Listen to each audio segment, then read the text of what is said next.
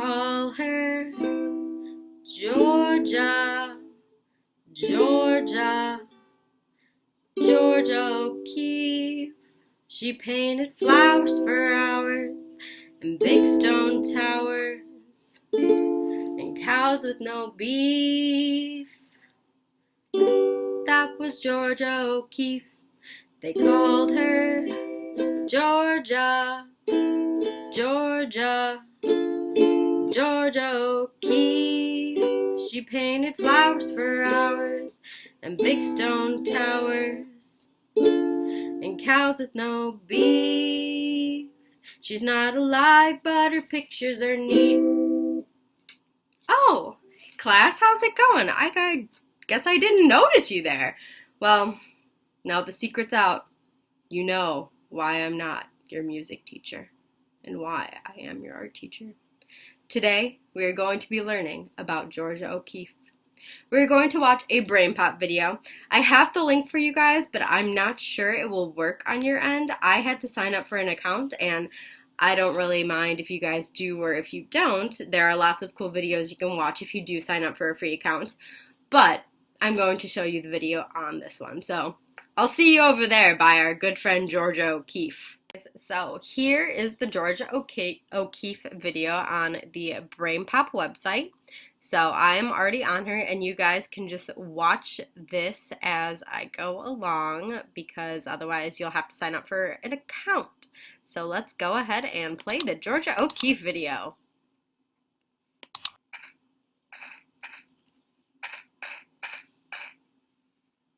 Breathtaking, isn't it? Yeah! Dear Tim and Moby, who was the artist Georgia O'Keeffe? From Smurfette.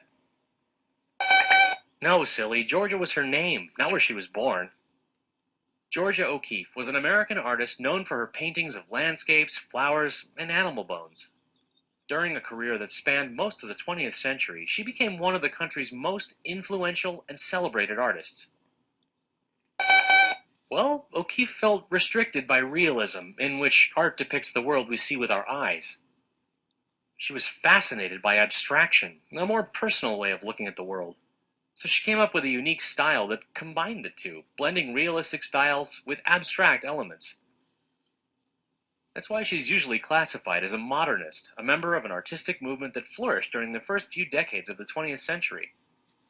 In general, modernism broke away from European artistic traditions and experimented with new techniques and ideas. O'Keeffe was born in 1887 in a farmhouse near Sun Prairie, Wisconsin. As a little girl, she knew she wanted to be an artist, and she showed great promise in the art lessons she took with her sisters. She continued her art education in schools in Chicago, New York, and Virginia, and eventually became an art teacher herself.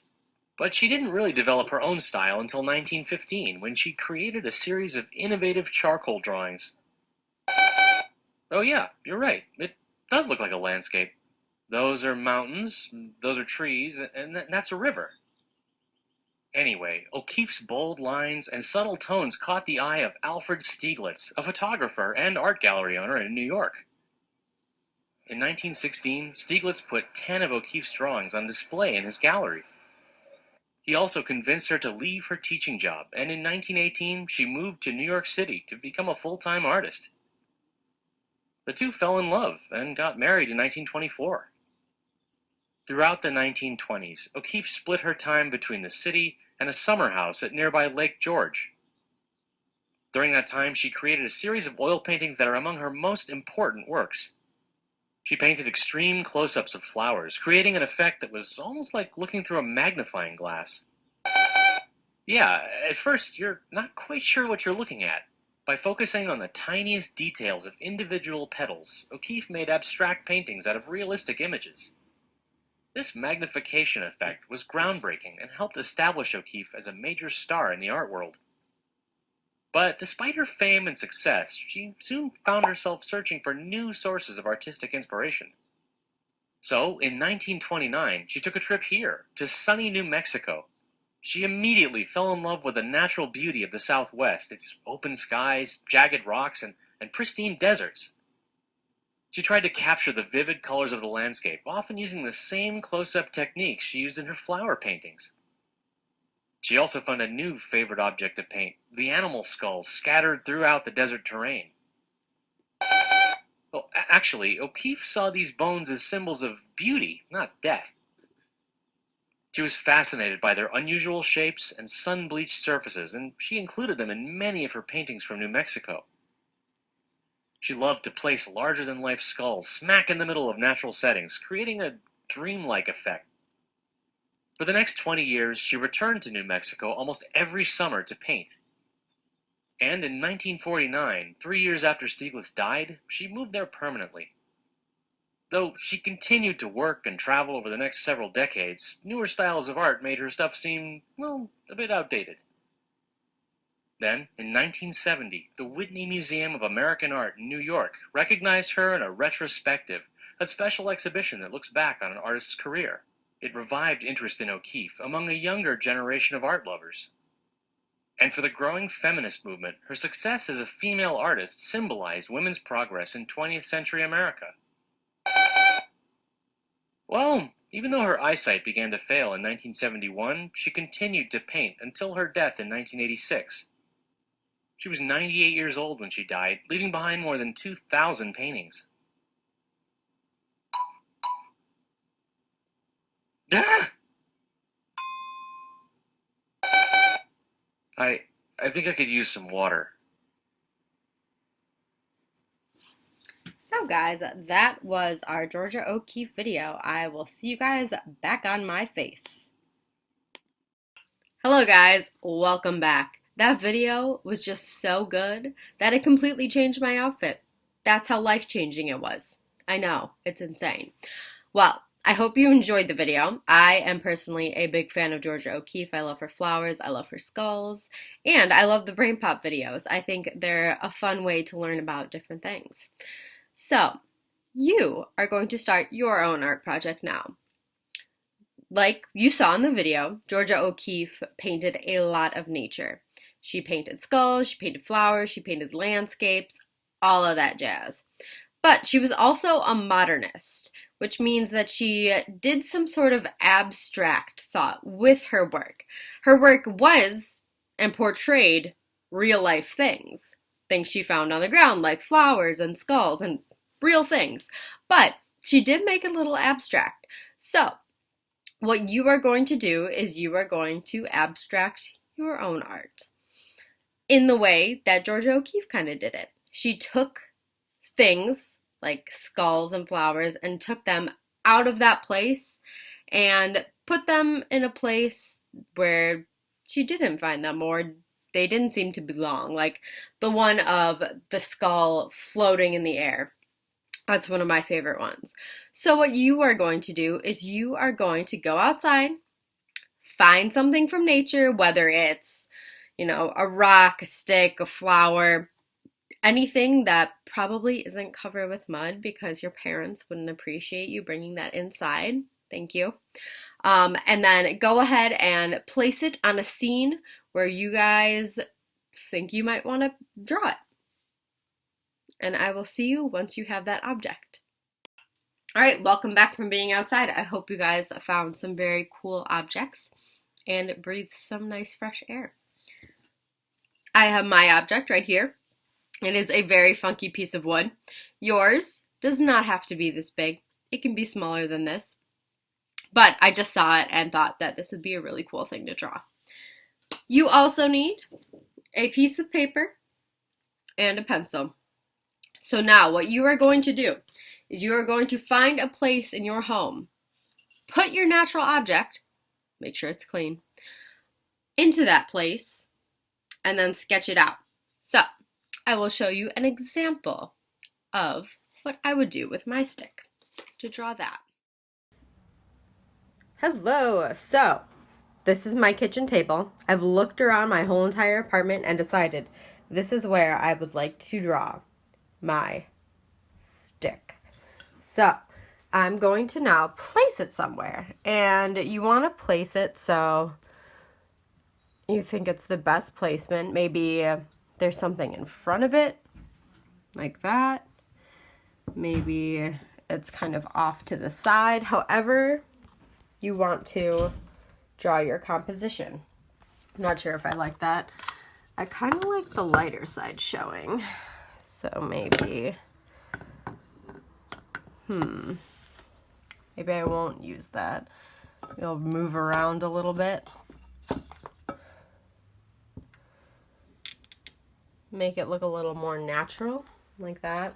Haha, yeah, it does not look natural there because it's a giant chunk of wood in the middle of my table. That is fine. Next, you want to make sure that your lighting is good. If your lighting isn't good, then your drawing isn't going to be great. Like if you drew your subject in the pitch black, wouldn't show. So I think maybe that's good enough lighting. I have lots of natural lighting coming in from the windows. And then you want to make sure your angle is good. So should I draw it from this angle? Should I draw it from this angle? Should I draw it all the way over here? It is up to you. And then go ahead and take your pencil, your paper, set it down right in front of you, and start drawing. Hello, so I finished my Georgia O'Keeffe still life and I wanted to show you guys. So this is my finished product. As you can see, it is just pencil. It's not colored. It does not have to be colored. If you want to color it when you're done, if you're looking for something to do, go right ahead. I wanted to talk to you about a couple things. So, you are trying to capture texture. When you are using just one thing, a pencil, to create a piece of art, how you differentiate between objects is texture, using lines. So I have my wood, and it has kind of like a woody, shaky texture, versus the salt and pepper shakers. Those are solid lines because that is made of metal. It's made of glass, which is a more solid thing than wood is. My second is detail. So for detail, it makes all the difference. I don't want you guys just drawing the outlines of things. If it has shadows in it, please draw the shadows. If it has texture like the wood, please draw that. The more lines it has and the more detail it has, the more complete it will look.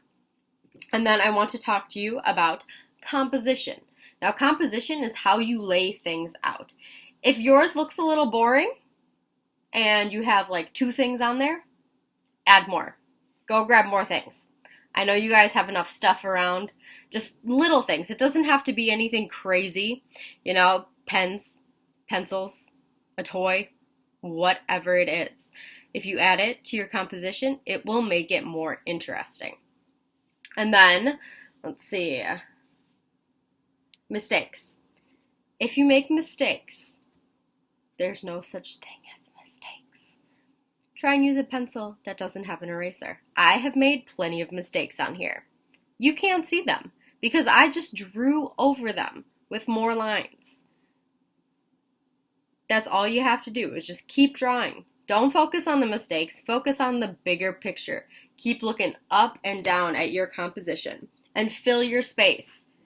My space on my paper is completely filled. I would like yours to be filled too. I don't want one object in the corner.